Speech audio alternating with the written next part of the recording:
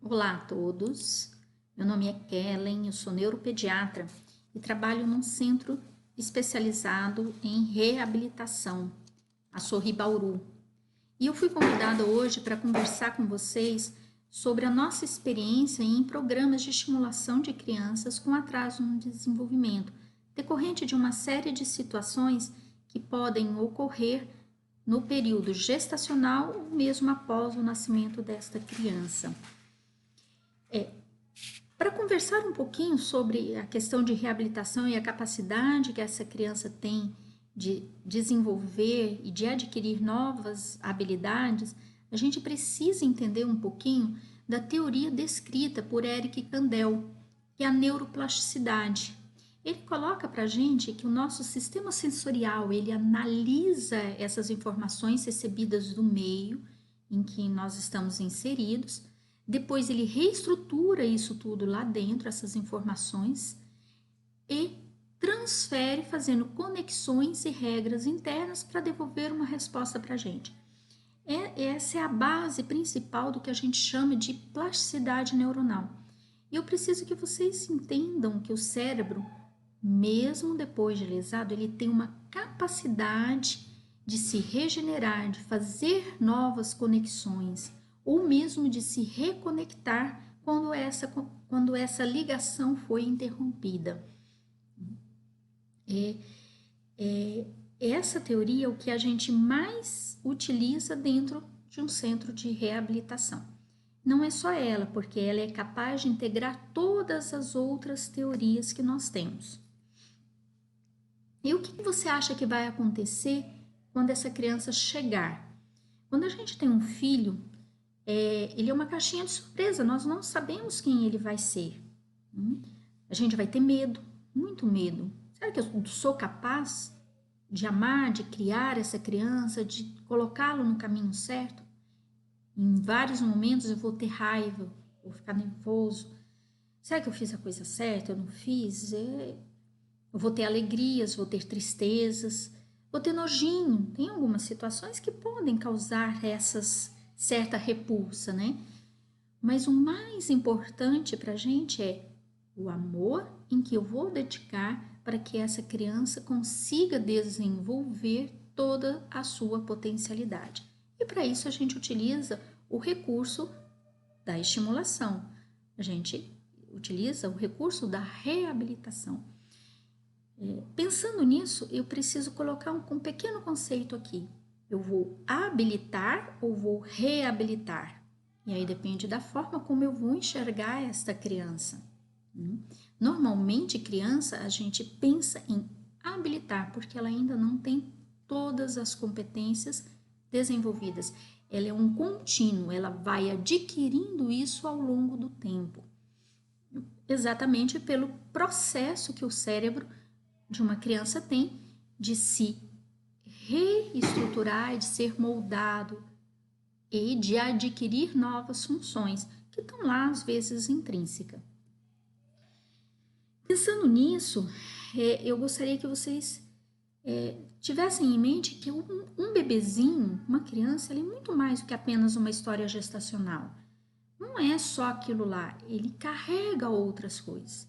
E aí, isso é um problema ou um desafio? Tudo depende de como a gente encara. Essa criança, ela carrega consigo uma herança genética. Independente do que tenha acontecido, se ela está ali, está viva, ela está mostrando para mim que ela quer se expressar, que ela quer viver, que ela quer demonstrar qual é seu fenótipo e o que eu vim. E quão forte é esse gene? Quão forte é essa herança? Será que eu posso influenciar um programa de reabilitação? Será que eu posso influenciar esse bebê dando mais amor, direcionando? Uma outra coisa que é importante pensar em termos de desenvolvimento é na família em que esse bebê está inserido, em que essa criança foi inserida. A família é um dos pontos extremamente importantes para a gente. O que eu percebo dentro de um centro de reabilitação? Que as crianças que estavam numa situação de abrigo, que não estavam dentro de uma família que os acolhia de uma forma adequada, com amor, com carinho e com vontade realmente de estimulá-lo. Não que no abrigo não tenha isso, mas quando você coloca a criança dentro de um núcleo familiar, essa família vai dedicar toda a atenção só a ele, não vai precisar repartir com outros, né?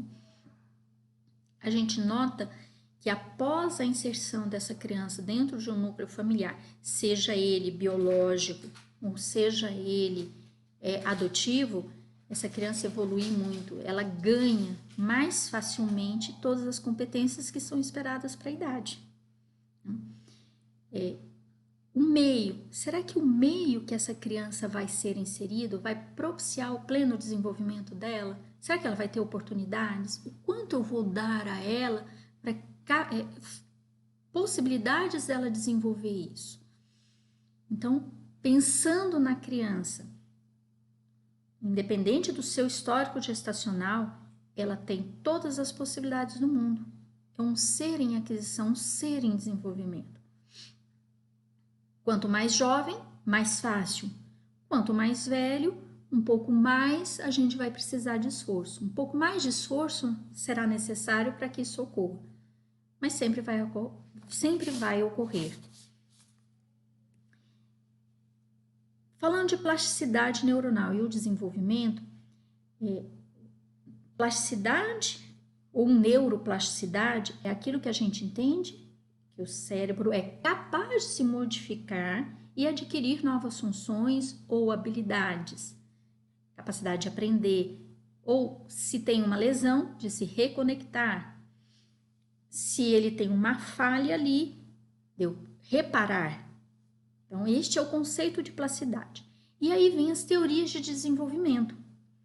Nenhuma dessas teorias sozinhas é capaz de explicar para a gente como que o ser humano consegue se desenvolver. Mas a junção delas, como um todo, são utilizadas em todo o programa de estimulação, com base na plasticidade neuronal. Eu vou falar aqui de algumas teorias do desenvolvimento para que vocês entendam um pouquinho como que se dá todo esse processo de aquisição. Como que as crianças aprendem, como que as pessoas aprendem e se desenvolvem. Então, nós temos aí a teoria comportamental.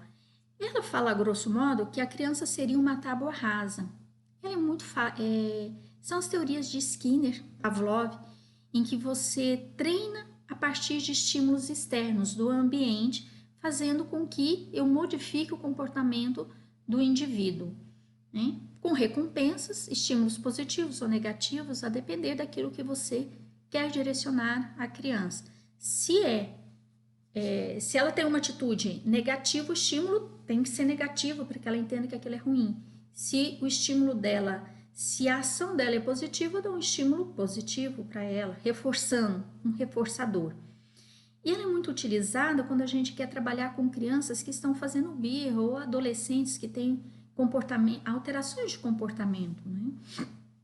Por exemplo, crianças com hiperatividade, eu utilizo bastante a teoria comportamental para que eu consiga trazer reforçadores para ele, positivos e negativos, e ele consiga consequencializar as suas atitudes. Mas ela sozinha não vai fazer com que eu ensine essa criança ou que eu consiga fazer o processo de reabilitação. Então, ela é importante nesses dois pontos. Crianças entre 3 e 4 anos de idade, que estão naquele processo de birra que é uma fase natural, esperada, que todas as crianças apresentem. Nos adolescentes, pré-adolescentes, adolescentes que estão com alterações de comportamento aí. Também vou utilizar essa teoria para poder trabalhar com eles. A teoria inatista é uma que fala assim, filho de peixe, peixinho é, pau que nasce torto, morre torto.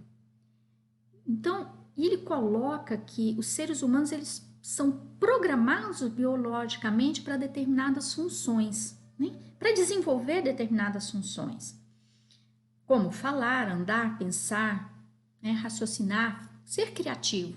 Então, isso é inerente ao gene humano, é inerente à condição humana de ser humano. Só que ela Sim, ela é interessante e é uma das teorias que a gente utiliza para pensar assim: a criança que nasceu surda vai conseguir falar? Sim, biologicamente ela foi programada para falar. Ela não é igual a um papagaio que só repete aquilo que a gente ensina ela a falar. E não é nenhum animalzinho que não consiga falar, expressar. Então, o ser humano ele foi programado para isso. Mas ela sozinha não vai atingir toda a amplitude daquilo que a gente precisa dentro de um programa de reabilitação. Uma das primeiras pessoas que falou a respeito dessa teoria foi Platão. Platão coloca para a gente que o indivíduo ele nasce com essa carga genética prévia, com aptidões, conceitos e habilidades. Só que eu não acredito que Platão pensasse que as crianças ou indivíduos são imutáveis. Eles carregam consigo, sim, dons que podem ser desenvolvidos. Por que nós temos famílias de pessoas que conseguem saber ler música, conseguem tocar instrumento divinamente, outros são pintores, outros cientistas, escritores. Então, nesse sentido, eu penso que essa criança que nasceu, apesar de todas as alterações, todos os problemas no período gestacional ou no pós-parto, sim, ela carrega ali, tem um gene que está ali, que de maior ou menor grau foi afetado, mas ela também carrega dentro de si essas aptidões. E eu preciso saber qual vai ser a porta para que eu consiga despertar essas aptidões, para que eu consiga despertar essas qualidades que ela tem. Qual que é esse potencial dessa criança? Então, ao mesmo tempo, eu penso que a criança ela carrega um gene, está ali alterado, nasceu com competências que são esperadas para a espécie humana, pode ter sido afetado parcialmente pelos problemas no período gestacional, mas eu preciso também aprender a despertar quais são essas qualidades, quais são essas aptidões e fazer com que ele desenvolva, para mostrar para a gente esse potencial. E aí eu tenho outra teoria, que é a teoria do desenvolvimentismo. E a gente aí é uma das teorias extremamente importantes para a gente. E pensar que a criança ela é agente, o seu próprio agente do desenvolvimento. Ela age querendo desenvolver. Né? É um agente ativo. E o entorno, ou seja, o meio dele, o familiar, onde ele vive, onde ele convive, quais são essas oportunidades que nós vamos dar para que ele possa desenvolver. Então, pensando nisso daqui, a criança por si só já mostra para vocês o quanto ela quer viver, o quanto ela quer desenvolver. E aí a gente só vai dar oportunidade, direcionar, abrir o caminho para que ela consiga segui-lo. E uma outra teoria que é muito utilizada e hoje aqui está mais em voga é a da pluripotencialidade, que foi Luria que colocou, um grande neuropediatra da nossa atualidade, né? Em que ele coloca que nós não nascemos prontos, nós somos ensinados. Tudo depende daquilo que eu vou ensinar. Todos nós carregamos em nosso gene a capacidade de aprender. Inatismo, utilizando a teoria do inatismo, posso modificar meu comportamento de acordo com os estímulos do meio que eu recebo, né? E eu tenho a capacidade de modificar isso. Mostrar, eu quero este caminho ou o outro. E nós somos capazes de modificar, de aprender e nos adaptarmos. Porque sem essa adaptação, o ser humano jamais iria sobreviver. E a gente sabe que o ser humano é capaz de sobreviver nos mais diversos ambientes, por mais inóspitos que eles sejam. Então, isso é um pouquinho do que a gente utiliza dentro do centro de reabilitação e como que a gente pode trabalhar com essas crianças? Sempre pensando em plasticidade neuronal. E é uma coisa que não pode ser esquecida em nenhum momento da nossa vida. Então, o ser humano ele possui uma estrutura neurológica que é capaz de evoluir, modificar funções, planejar e inventar coisas. Nós aprendemos e ensinamos de uma forma cumulativa, porque nós temos uma capacidade plástica. Então, nós temos uma capacidade de nos adaptarmos a tudo isso, a todas essas intempéries do meio. Basta eu ter as ferramentas certas, o caminho bem direcionado, um apoio e muito amor para que eu consiga melhorar esse desenvolvimento. Não é uma simples história gestacional, não é única e exclusivamente porque minha mãe não conseguiu me dar, no período gestacional, condições para que eu tivesse a melhor expressão gênica. Não é porque ela teve sífilis, toxoplasmose, que eu não vou ser capaz de evoluir. Então, eu tenho toda essa capacidade, eu tenho todo esse caminho a seguir e eu vou depender do quanto eu vou ser direcionado, do quanto eu vou ser estimulado.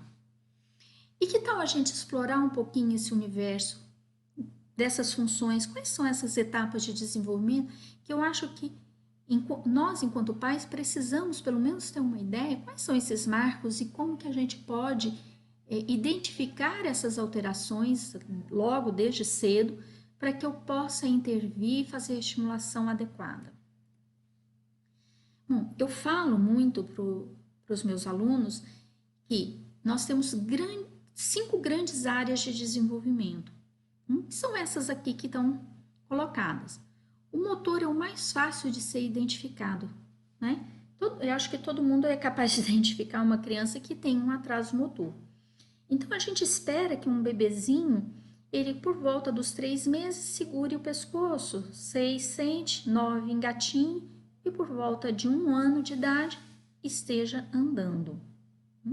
Se em algum momento vocês perceberem que essa criança não está desenvolvendo adequadamente, aí é hora da gente fazer a intervenção.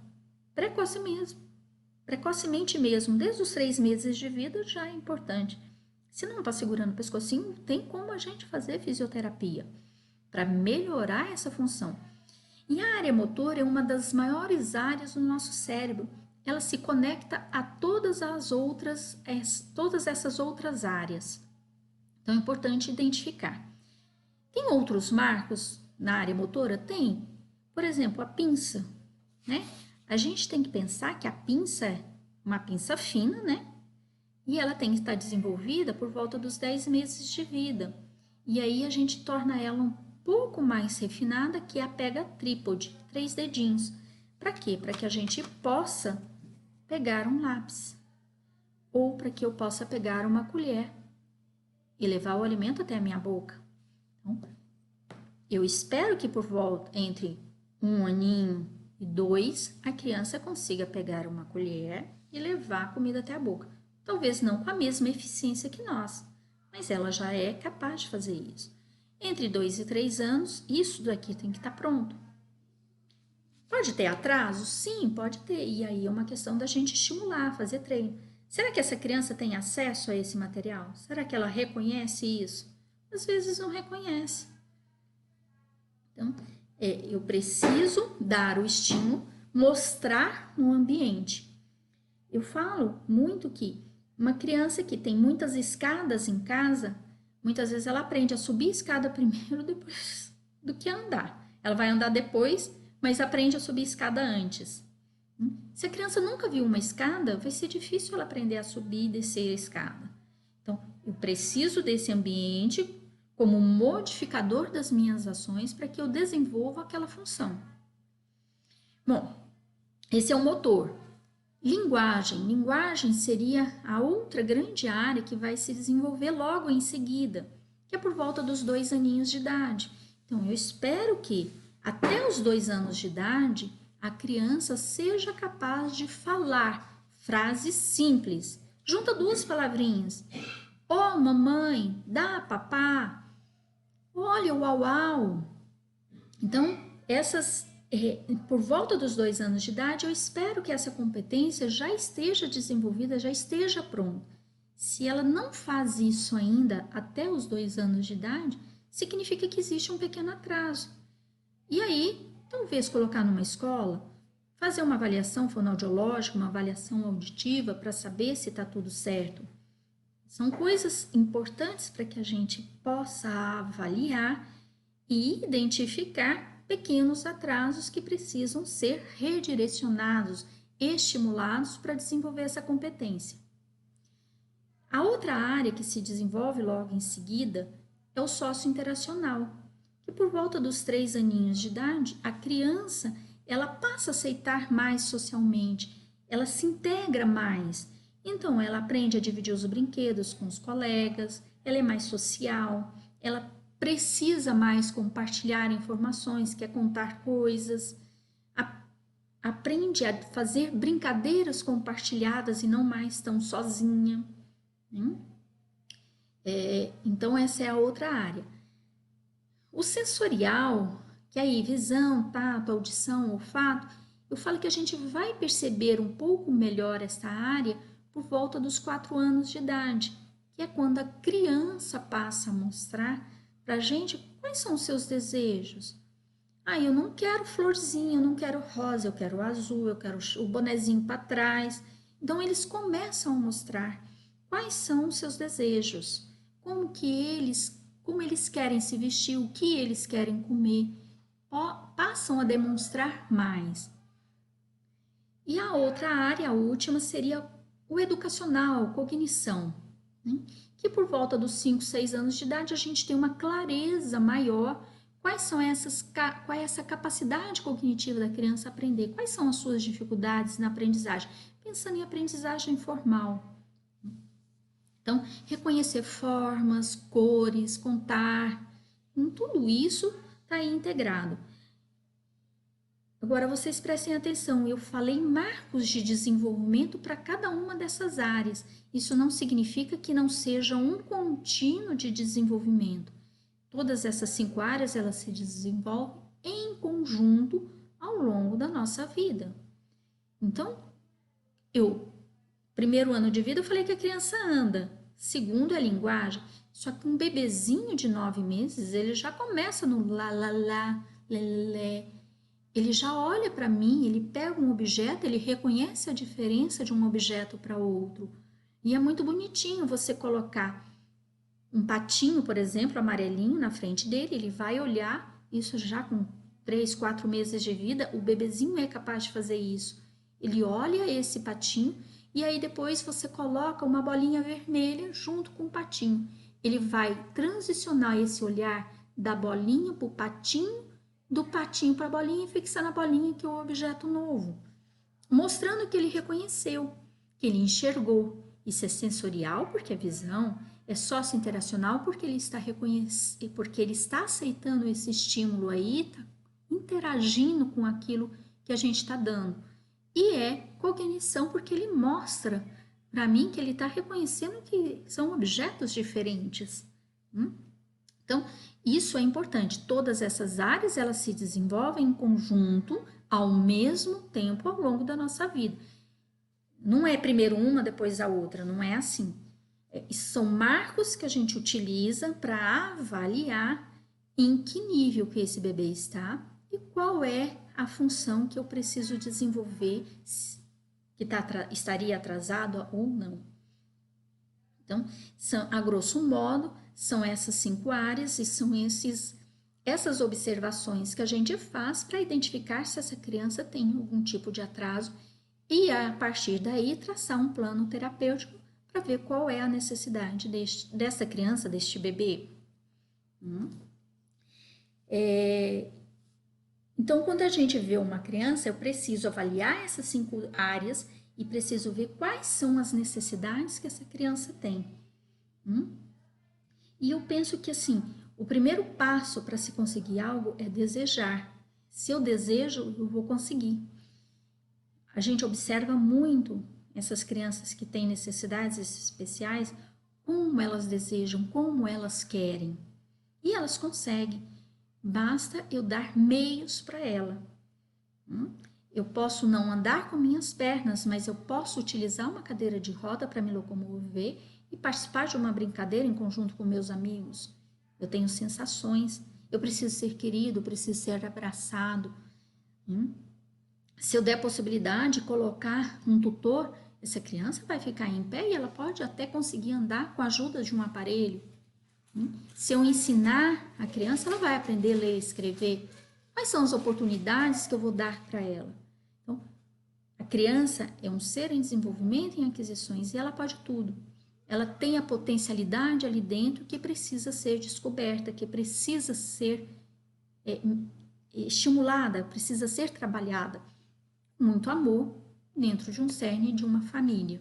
E eu penso que família não é formada por pessoas com laços sanguíneos, ela é formada por pessoas que têm um afeto em comum pelo outro. Isso que faz com que ela seja uma família. E pensem nisso. O indivíduo é muito mais que só a sua história gestacional ou um pool de genes.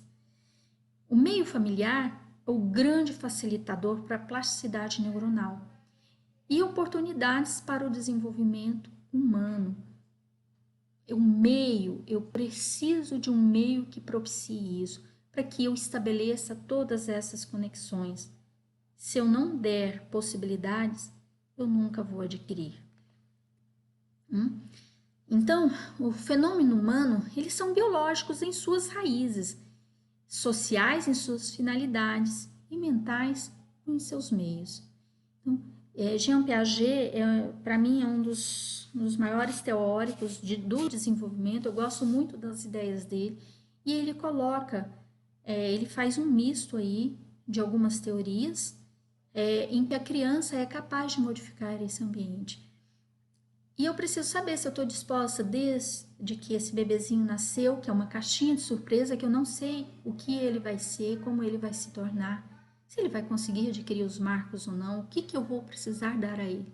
Eu tenho que estar aqui disponível para fornecer a ele, neste momento, todas as condições dele desenvolver essa potencialidade. Uma boa noite e obrigado a todos